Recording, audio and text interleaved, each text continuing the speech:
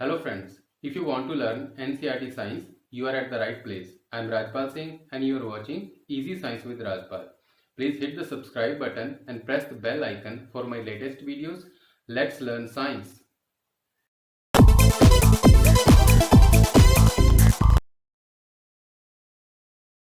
Welcome to the first video of the chapter Life Processes. In this video, we are going to learn about the introduction of the chapter and the autotrophic nutrition in detail, and link for the next video will be available in the description box. So let's begin with the definition, and the definition says processes which together perform the maintenance job in the living organism are known as the life processes. And as you read the definition and as you understand the definition, you need to learn two things first. What are the living organisms and why we need the maintenance job or maintenance work, and what are these maintenance works in the living organism. So first learn two things, the living organism and the maintenance work. So how do we decide that something is alive or living?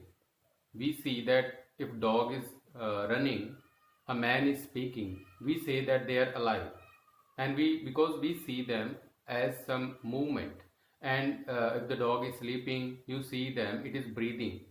So in this all, if something is moving and visually when we see them, they are moving, we say that these things are alive. If we talk about plants, we see that they are green, and there are some plants who are not green. We will also discuss them. So there we can say that most of them are green and others are some red leaves are there, some yellow leaves are there. So we say they are green, but we don't say any movement in them, visual movement, but over a period of time they grow. So we see them growing. So by this we can say that these are alive. So in this all process, there are some animals which visually don't breathe. If you see amoeba, so amoeba don't breathe and we cannot see it. So there are some organisms which are living in water. We don't see them breathing, but still they are alive. So I want to add, before we move to next, I want to add one point, that if you talk about virus, it does not require any maintenance work, because outside the cell it is dead. It is just a chemical. When it enters the cell, it uses the processes which are used by the cell. So inside the cell it is alive, and outside the cell it is dead. So some biologists also consider it the connecting link between alive and the dead or the non-living. So if we say that something is alive by seeing the movement, so plant don't move. So by understanding all these examples, we come to know a point that by just visually seeing the movement is not the sufficient defining method for something to be alive. So how we say that something is alive? If we ask professional biologists, they say that there are some molecular movements in the organism. As you see that you drink water, water is also made up of molecules. You eat sugar, that's also made up of molecules. So they say that if something is alive, so molecular movement must go on in them. So now next question is, if the molecular movements are in them, so why we need the molecular movements in the living organisms? As you see, all the living organisms are made up of tissues, and tissues are again made up of cells. And in cells, there are cell organelles. And if you see in the cell organelles, in the cells, there is a lot of molecular movement required, because by the effect of the environment, all the cells, they are all some breakdown is there. Some cells are breaking, some new are being formed, because in our body the repairing work is going on. What is there which you can say the breakup, we need to repair them. So for them we need the molecular movement to go on, and all the processes which repair them, or we can say them, these are the maintenance work or maintenance job. So here we come to know the two things, what are living organism and what is the why we need the maintenance work. Because of the environment, the cells inside us, they and the molecule inside, they are always breaking up and some new molecules need to be made up.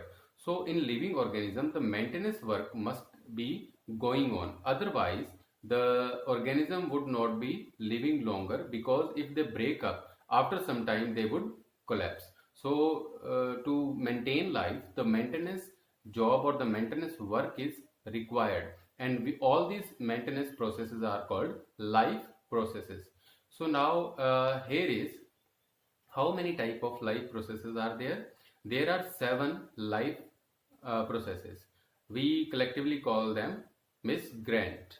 M for movement, S for sensation, G for growth, R for respiration, E for excretion, N for nutrition, and T for transportation. So in this 7 type of life processes, we are just going to read the 4 basic one, who are very basic, are nutrition, excretion, transportation, and respiration. These 4 we are going to discuss in this chapter. So you know that for any process to happen, we need 2 things. First requirement is energy, and the second requirement is some raw materials for that process. And these 2, energy and raw material, is required by the body. The basic requirement of all the process is this one. So this energy and the raw material is provided by nutrition. We eat the complex carbon based food, and in a body there are enzymes who break it. So these 2 basic, very basic requirement is fulfilled by nutrition. So our first that life process which we will discuss will be nutrition. We have talked about the energy is provided by the nutrition. When digestion is complete, the raw material goes inside the cells. So we need to take out energy, but without oxygen we cannot take. So we need oxygen. And now the second process is required, which will give us oxygen, and it is respiration. So in the smaller organism, the respiration is done by the surface, or only the surface by the diffusion. When the organism is multicellular, it has completely respiratory organs like lungs, trachea, and all that, the nostrils, and we will discuss in detail. So the oxygen which is required to produce the energy is given by the respiration. So next we will read the respiration. Here comes a problem. The problem is the food is digested by the digestive tract, by the nutrition or the enzymes, and oxygen is provided by the respiratory system. They are at different places, but in our body there are different tissues, and they need those 2 materials to maintain their life process. So there is a requirement of third process to bring those oxygen and the digested food material to all part of the body. As you know that if you have to go somewhere or some place, you need transportation. So in the same way, we also have one system in our body. It is called as transportation. In that, heart is there, blood is there. So this system is needed to transport oxygen and other materials inside the body. The third process we will read will be transportation. Now when the oxygen and the raw material has gone inside the cell, so protein synthesis will be there, and other the vitamin synthesis will be there. Some vitamin will be provided by the food, and the oxygen is required to give the energy. By doing this all chemical reactions in the cell, there are some byproduct, the waste product, which are made in the body, and we need to get rid of them, because if they stay in the body, it will be toxic for the cells. So there is another system required which takes these all materials out of the body, and that system is excretory system. It has the different components, as lungs are required to take out the carbon dioxide. So nitrogenous waste are put in the urine, and they need to be taken out of the body. For that we have the kidneys. So this all system is excretion. So now let's summarize all. The first, energy is required and raw material required, which are provided by the in the form of food by the process of process, that is nutrition. And to break that food component, we need oxygen, which is required by provided by the respiration. And now these two things to be transported in all bodies, so we need third system, which is transportation. And all providing energy and synthesizing the material which are required by the body, there are some byproducts, that some toxic product which needs to be taken out of the body, and that is done by the next process, we call it excretion.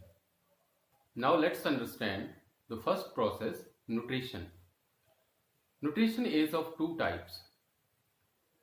As you have observed that the food which is given to us, either it comes from another animal or it comes from plants. We don't make our own food. So the animal that we take it also in turn takes food from the plants. So there are two kind of nutrition basically. First is autotrophs. The autotrophs are those which can make their own food, and those are green plants and some bacteria, cyanobacteria. So these green plants can make their own food, and these are called as autotroph, because auto means self they can make their own food. And there are heterotrophs, like we are there, humans are, or all the animals are there who depend on them. Those are called heterotrophs because they cannot make their own food. They depend on the autotrophs. So nutrition is of two types, autotroph and heterotroph. Now first we will understand the autotrophic nutrition. Then in the next video we will understand the heterotrophic nutrition. The autotrophic nutrition is further divided into two parts. The first is photoautotrophs or photoautotrophic. Photoautotrophs are plants, and photoautotrophic is the mode of nutrition, and chemoautotropic or chemoautotrophs. So what are the photoautotrophs?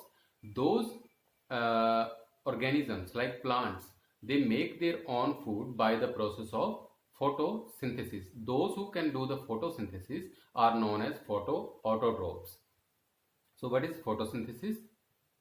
Photosynthesis is a process in which plants make their own food in presence of sunlight and carbon dioxide present in air and water and minerals with the help of chlorophyll present in the leaves is termed as photosynthesis. So now let's come to chemosynthesis. What is chemosynthesis? There are some bacteria which feed on iron. So iron, they do not need any other material, just they feed. It was discovered that those ships who have sunken in the sea, there were some bacteria who were feeding on those wrecks of the ship which is made of iron. So they can just feed on iron by the chemical process. And there are bacteria who can feed on sulfur. They do not need require sunlight, chlorophyll or anything, just they can feed on sulfur and iron. This all process is known as chemoautotrophism, and those bacteria are known as chemoautotrophs. So in these two types we are going to study photoautotrophism in detail. As you know, in photoautotrophism the food is made by photosynthesis, and this is the chemical reaction of the photosynthesis, and you can say it is a skeletal reaction because it has the very basic information, and if you balance it, it becomes the reaction like this. Because I am not going to discuss balancing here because it is a chemistry part, so we will discuss in the chapters related to chemistry. So balanced means all the molecules of this side of the arrow are equal to this side of the arrow. Example, if carbon is 6 in this side of the arrow, the total carbon should be 6 in this side of the arrow. This is the balanced reaction. So both the reactions are same. The skeleton reaction give the basic information, and if you balance, all the elements are balanced. So this is the reaction. So how it happens, let us discuss. What are now the steps or the events which happen during the photosynthesis. So the first step is absorption of sunlight by the chlorophyll. The chlorophyll absorbs the sunlight. So first you need to understand where the chlorophyll is present. Observe the figure 6.1 in the NCERT book. It says that if you have the cross section of leaf, if you observe the cross section means you can cut anything in three different ways. You can cross cut it, you can cut it longitudinally, you can cut it transverse. So this is the cross section means it is 90 degree to the midrib in the leaf. So observe it. You see in the cells there are some green dots. These green dots are chloroplast. Chloroplast, these green dots which we see, chlorophyll is present in them. We need to have a look at it. So what is the structure of the chloroplast? Basically there are plastid present in the plants, and there are two type of plastid, chromoplast and the leucoplast. Leucoplast are colorless, they are just for storage, and the chromoplast which are present are of different colors. They may be green. The green one we call as chloroplast, and if they are of different color like yellow, red, we call them carotenoids. So the first thing we are going to discuss is chloroplast. So this is the structure of the chloroplast. And chloroplast, as you observe, there is a grana and stroma. Stroma is the basic structure we are not interested in.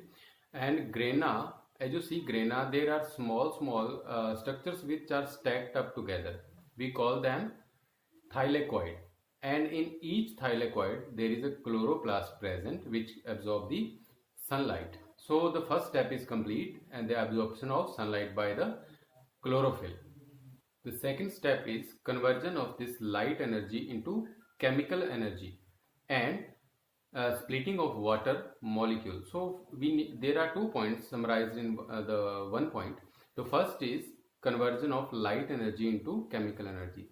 It means when light energy comes in the leaf, it is converted into ATP, and ATP is further used in the reduction of the third step, the reduction of the carbon dioxide. So here the two things happen. The first is the light energy is absorbed in the form of ATP, which is further used, and now the water which has hydrogen and oxygen, it is split into hydrogen and oxygen. So hydrogen is again used in the third step, but the oxygen which is liberated here, it comes out through the stomata. So this oxygen we are using, it comes from the water present in the leaves. So at the end of the third step, the light energy absorbed and it is converted into ATP, and we have the hydrogen. So the third step is reduction of carbon dioxide to the carbohydrates or the glucose. What does reduction means? There are two kind of reactions, reduction and oxidation. If some molecule attaches itself with oxygen, we say it is oxidized, or oxidation process is there. If it lose electron, both are same. If we add electron to some molecule, or if we add hydrogen to some molecule, we say that it is reduced or reduction is there. So in this third step, we are adding carbon dioxide with the hydrogen. As you observe in the glucose molecule, there is carbon, hydrogen and oxygen. So carbon and oxygen are taken by the carbon dioxide, and the hydrogen is attached to it, and we form the carbohydrate or glucose, or glucose is further stored in the form of starch. So these are the three series which happens. The first is absorption of light energy, the second is conversion of light energy into chemical energy in the form of ATP, and water splits into oxygen that we use, comes out of the stomata, and hydrogen is again in the third step added to the carbon dioxide. We call it the reduction, and that forms the carbohydrate, or the, you can say, glucose. So the question is now how this, as we observe that water is provided by the roots to the plant, and sunlight is there which is absorbed by the chlorophyll. And now where does this carbon dioxide comes from? The carbon dioxide comes from the environment. All the animals are breathing, it is present in the environment, and that carbon dioxide comes through the stomata, and this is the structure of the stomata. It is mostly present at underside of the leaf.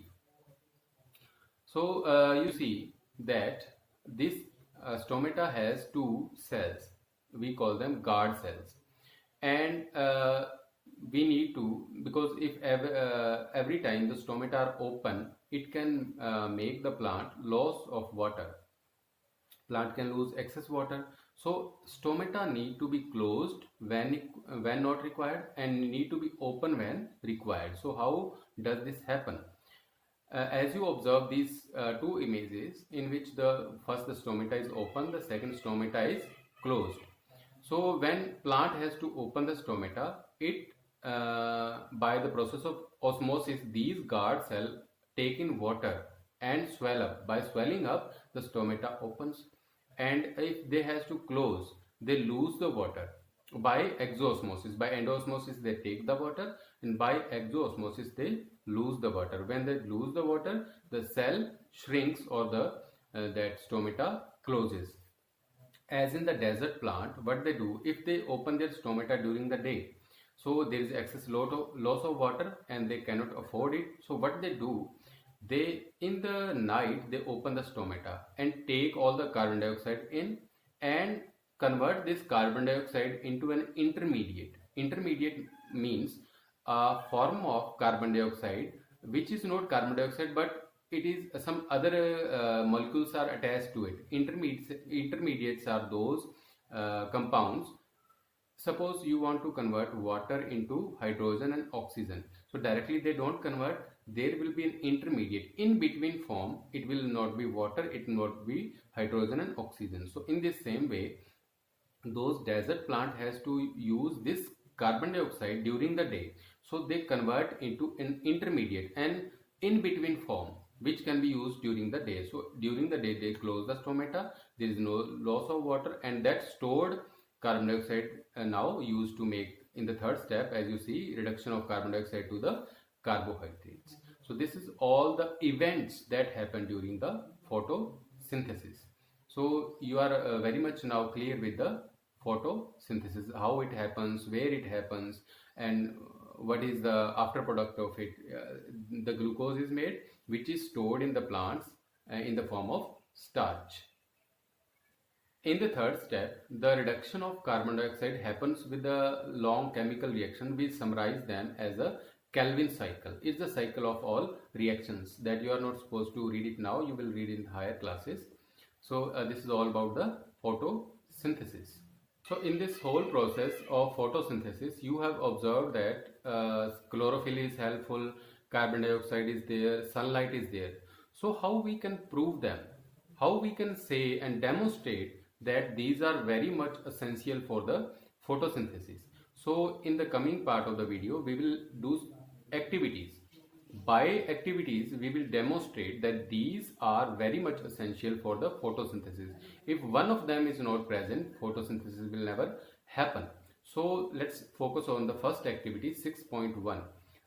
In this activity 6.1, we will demonstrate that chlorophyll is essential for photosynthesis. You can take out your book and read the activity 6.1, and every point of this activity will be explained here. The first step is take out a potted plant with the variegated leaves, like for example, it may be money plant or crotons. So before we understand those, you are very familiar with the money plant. Okay, so what are the variegated leaves? Variegated leaf means as you have seen some leaves, there is some green part and there is other color than the green part in that leaf. If the whole leaf is green, we don't say it is not variegated, and we need a leaf which has some green part and some without green part, because we want to demonstrate that chlorophyll is present there. So we need to take the variegated leaf. So this is the variegated leaf. Second step is keep that plant in dark for 3 days. Why we do this? Because by keeping in dark, photosynthesis will not happen and all the starch which is present there will be used up. Okay, so we want to prove that chlorophyll, with the help of chlorophyll, starch is made. First we need to get rid of the starch which is made. The third step is now keep that plant in sunlight for 6 hours. The fourth step is now you pluck one leaf from the plant and mark the green areas on it. Okay, and trace them on the paper because we want to compare it. After doing the further activity, we want to compare, so you need to trace it that these are the green areas on the paper. The next step is dip this leaf in a boiling water for few minutes. So why do we dip that leaf in the boiling water? Because we want to prove that chlorophyll is essential for making the food. So now that starch is present, the food in the form of starch is present there, and we need to remove the outer part. So the first outer part is cuticle. If you boil in the water, cuticle will be removed. Then there is a cell wall and cell membrane. So cell membrane is very hard. We cannot take out the starch and show it. Okay. So we need to soften it. So by boiling in water, it softens the cell wall. So iodine can penetrate in, and it also kills that cell membrane. If it is alive, it will not allow that iodine to penetrate it in. It softens it. So it do three things. Outer layer, that cuticle is dissolved by the boiling water, and it softens the cell wall, and it also softens or make it porous the cell membrane. Now we need to take that leaf and put it in the beaker which contains the alcohol. Now carefully put that beaker in the water bath and boil it carefully till that alcohol in the beaker boils up. Till that time you have to keep it heating. So you need to understand what is the water bath.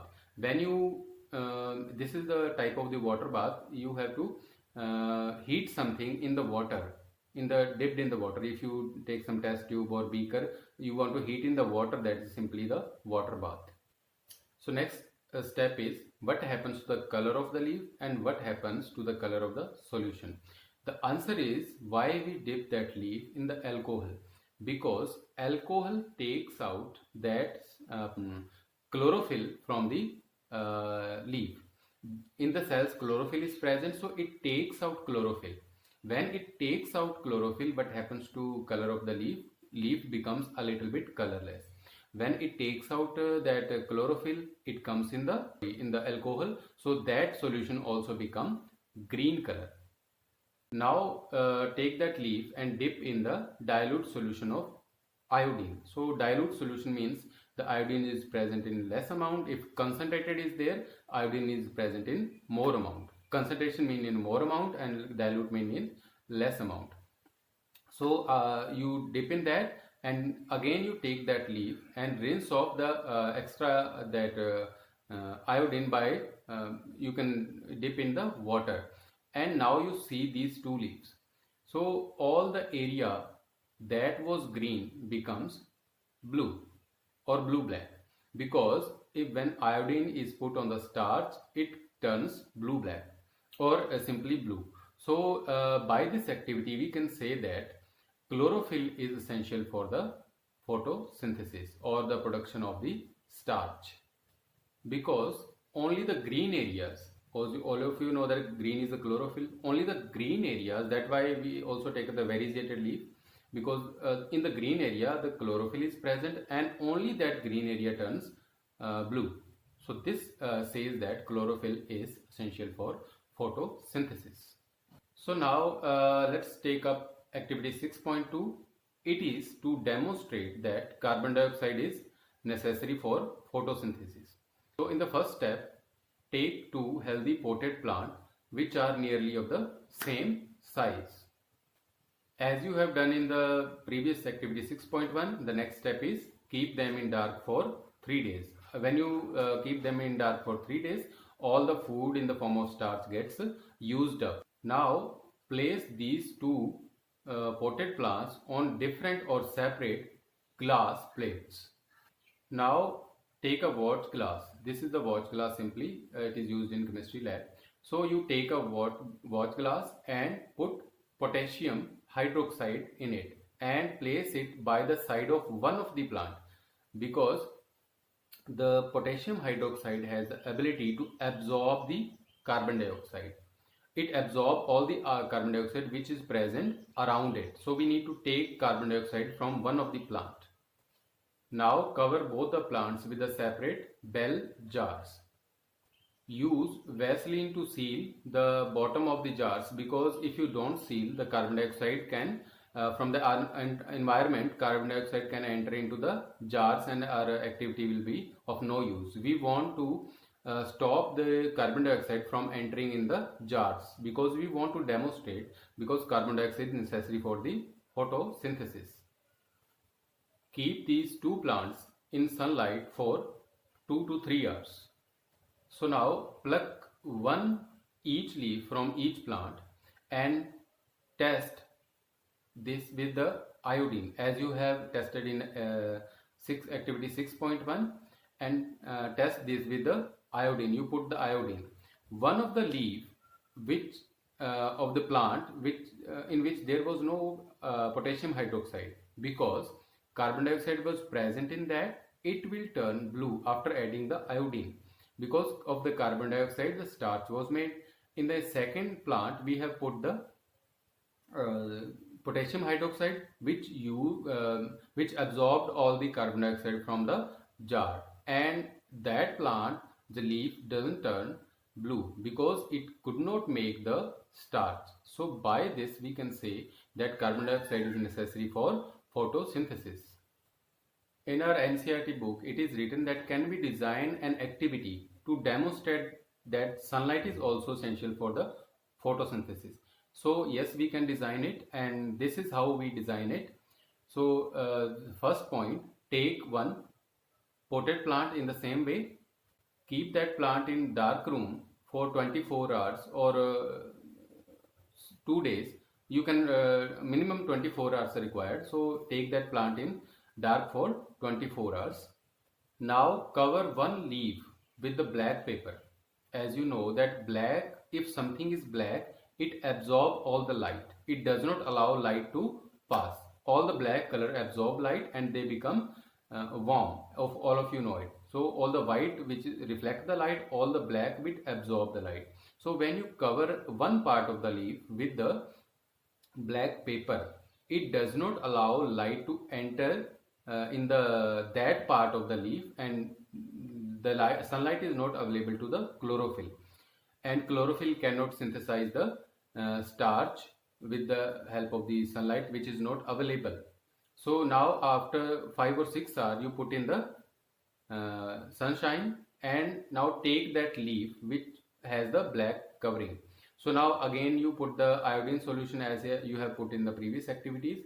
You will observe that all the area which was under the black color have not shown any change in the color, because in that area there was no sunlight and chlorophyll cannot synthesize the food. So we have demonstrated that the sunlight is essential for the photosynthesis.